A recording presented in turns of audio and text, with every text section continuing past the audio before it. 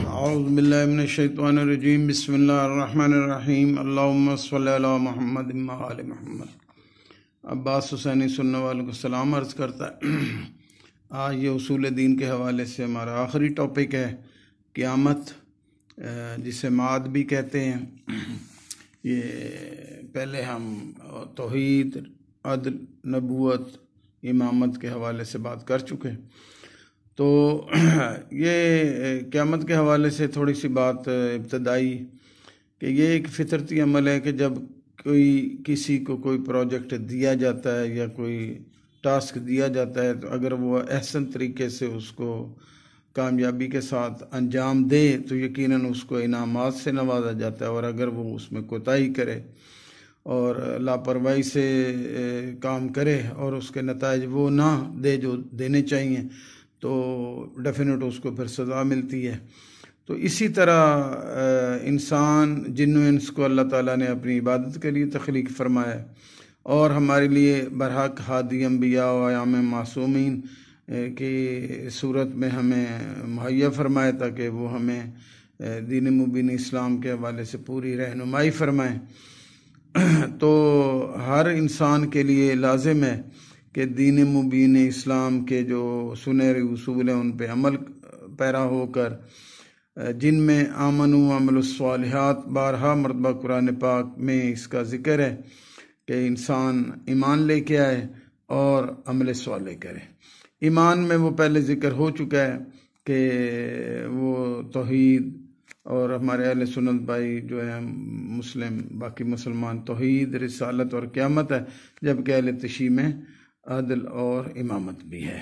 باقی فرشتوں پہ ایمان، کہ پرانی آسمانی کتب پہ ایمان، انبیاء، قیامت، جنت، دوزخ، موت و حیات، سب پہ ایمان لانا ضروری ہے۔ البتہ یہ ہے کہ آپ کو جب اسلام، دائرہ اسلام میں آنا ہے تو آپ کو زبان سے بھی کلمہ شہادت کی صورت میں یا کلمہ طیبہ کی صورت میں اقرار کرنا ضروری ہے۔ اب جب اعمال کی بات آتی ہے تو دو طرح کے آپ کے اعمال ہیں، ایک حقوق اللہ کہلاتے ہیں اور ایک حقوق العباد کہلاتے ہیں۔ حقوق اللہ وہ ہیں جی وہ آپ پہ فرائض یا واجبات اللہ کریم نے نماز، روزہ، حج، زکوٰۃ، خمس، جہاد وغیرہ کی شکل میں لازم قرار دیا گیا ہے، اور اسی طرح حقوق العباد میں پڑوسیوں کے، والدین کے اور گرد و نواح کے، عزیز اقارب کے، سب کے حقوق ہیں، اور کسی کا بھی آپ حق تلفی نہیں کر سکتے۔ کسی کے ساتھ فراڈ، جھوٹ، بے ایمانی یا کسی کا مال ہتھیا لینا، جان مال ہر انسان کی معزز ہے اور محترم ہے۔ ہر ایک کو ایک دوسرے کی جان و مال کا احترام کرنا لازم ہے۔ اگر کسی کی کوئی جان و مال کو پامال کرتا ہے تو یقیناً اس کے لیے ایک بہت بڑا کڑا حساب ہوگا۔ اب اللہ تعالیٰ نے قرآن پاک میں فرمایا مسقال ذرۃ شرا یرا، مسقال ذرۃ خیرا یرا و مسقال ذرۃ شرا یرا۔ جس نے ذرہ بھر نیکی کی ہوگی اس کو اس کا اجر مل جائے گا، اور جس نے ذرہ بھر برائی کی ہوگی اس کو اس کا اجر مل جائے گا۔ تو اس بات کو ریکارڈ کرنے کے لیے اللہ کریم نے ہمارے کرامن کاتبین، دو فرشتے مقرر فرمائے جو ہمارے ہر ایکٹیویٹی، چھوٹی سے چھوٹی اور بڑی سے بڑی کو لکھتے ہیں، اور کوئی چیز اس میں نہیں رہتی جو انسان عمل کرے اور وہ لکھا نہ جائے۔ اس لیے انسان کو کوشش کرنی چاہیے کہ اسے اس بات کا خیال رکھنا کہ اللہ کریم ہمیں دیکھ رہا ہے، اور اس کے دو معزز اور ایماندار فرشتے لکھ رہے ہیں، اور بالکل وہ عدل و انصاف اور ایمانداری کے ساتھ ہر چیز تحریر کر رہے ہیں، اور یہ ہمارے سامنے پیش کیا جائے گا۔ اب ایک چیز تو پہلی، جب انسان اس دنیا میں آتا ہے تو زندگی 70-80 سال، 60 سال جتنی بھی گزارتا ہے، اس کے بعد سب سے پہلا مرحلہ موت کا ہے۔ موت کے وقت یعنی کہ ایک تلخی، سختی ہو سکتی ہے اگر آپ کے اعمال اچھے نہیں ہوں گے۔ اس کے بعد پھر قیامت اور موت کے درمیان ایک عرصہ جسے برزخ کہتے ہیں، قبر کا جو سفر ہے، یہ بھی بڑا سخت مرحلہ ہے۔ اگر آپ کے اعمال اچھے ہوں گے تو آپ کو اس قبر آسان ہو جائے گی، اگر اعمال برے ہوں گے، لوگوں کے حقوق کھائے ہوئے ہوں گے، تو یقیناً آپ کے لیے قبر بھی مشکل، یا زبان درازی جیسے لوگ کرتے ہیں، اس کا بہت کڑا حساب ہے۔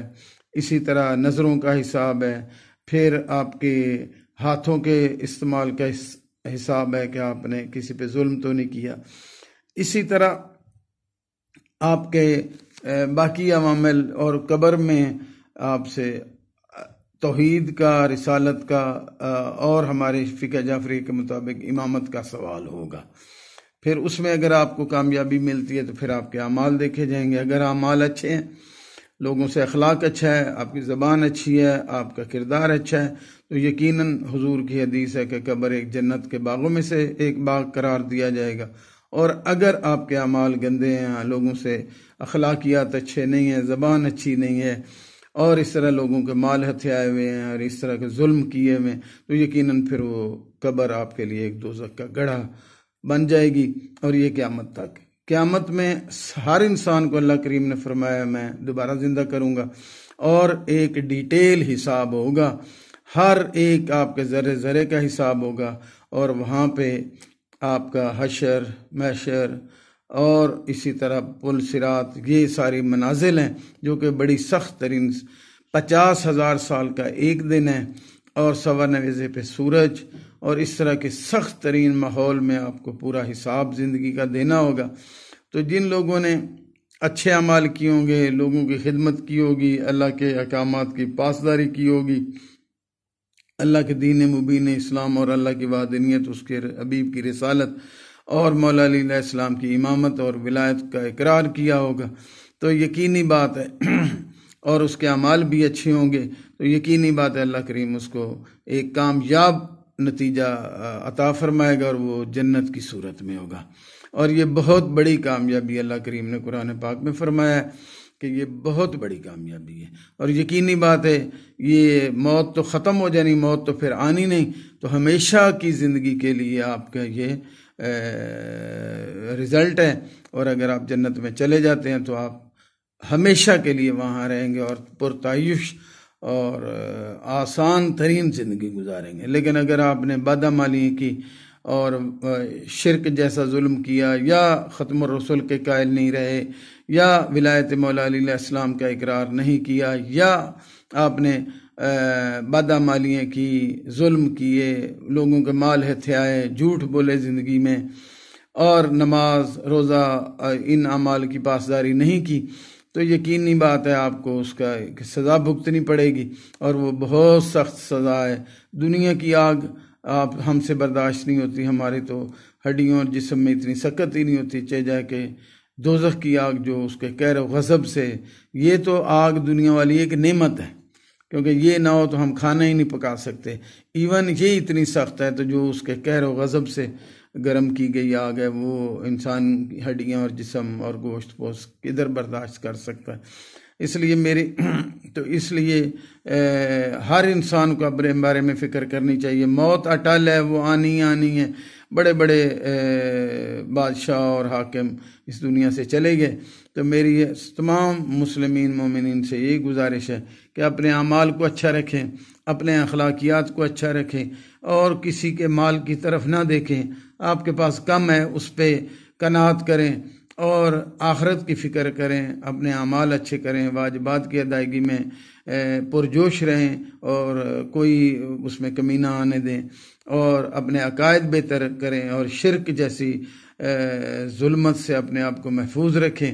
اور آپ لوگوں کے ساتھ عزیز و اقارب اور پڑوسی جتنے بھی آپ کے گرد و نواح لوگ ہیں، سب سے ایک اچھے اخلاق سے اپنے رویہ رکھیں، تاکہ آپ کی آخرت، موت، قبر، برزخ اور آخرت کامیاب ہو، اور آپ کو اللہ کریم انعام کی شکل میں اپنی رحمت اور کرم کی وجہ سے عنایت فرمائے، اور آپ کو جنت جیسی جاگیر مل جائے. اور اگر آپ دوسری طرف جائیں گے تو پھر یقیناً سزا بڑی سخت ہے اور نہ ختم ہونے والی ہے. میں اسی کے ساتھ آپ لوگوں سے اجازت چاہوں گا. آپ ضرور اس بات کا قیامت کے حوالے میں جب بھی کوئی عمل کریں ذہن میں رکھا کریں کہ ہمیں مرنا ہے اور ہم نے ہر چیز کا حساب دینا ہے، ایون زبان ہے. ابھی میں ایک روایت پڑھ رہا تھا کہ نبی پاک نے فرمایا کہ میں اس کی جنت کی ضمانت دیتا ہوں جو اپنی آنکھ، زبان اور شرمگاہ کی حفاظت کر لیتا ہے. تو یقینی بات ہے اگر آپ پھر ایک جگہ آپ نے فرمایا مسلمان وہ ہے جس کے ہاتھ اور زبان سے دوسرا انسان محفوظ ہو. تو یہ چیزیں یعنی سنہری اصول ہیں، حضور پاک نے ہمیں رہنمائی فرمائی ہے. تو آپ لوگ ہم سب اس بات کا خیال رکھیں، کسی پہ نہ زیادتی ہو اور نہ زبان آپ گندی استعمال کیا کریں، کیونکہ میں نے عموماً دیکھا لوگ بہت رف اور گالم گلوچ والی زبان استعمال کرتے ہیں، اور میں نے یہاں تک سنا ہے کہ ایک گالی پہ ایک بچھو قبر میں ملے گا. تو آپ دیکھ لیں کہ کتنی گالیاں اگر ہم کوئی بکتے ہیں تو پھر کتنے بچھو مل جائیں گے. یا ایک بچھو اگر کاٹ لے تو بندے کی کیا حالت ہوتی ہے، اور چلے جا کے قبر میں تو پھر ہم اس کو ہٹا بھی نہیں سکیں گے. تو بڑا مجبور ہو جاتا ہے انسان. ابھی انسان کو سمجھ نہیں آ رہی، لیکن موت کے بعد پھر وہ بالکل مجبور ہو جاتا ہے. تو میں اسی کے ساتھ ہی آپ لوگوں سے اجازت چاہوں گا. اللہ کریم ہمیں دین مبین اسلام سمجھنے اور اس پہ عمل کرنے کی توفیق عطا فرمائے. حسینی کو اجازت دیجیے گا. فی امان اللہ. اللہ حافظ.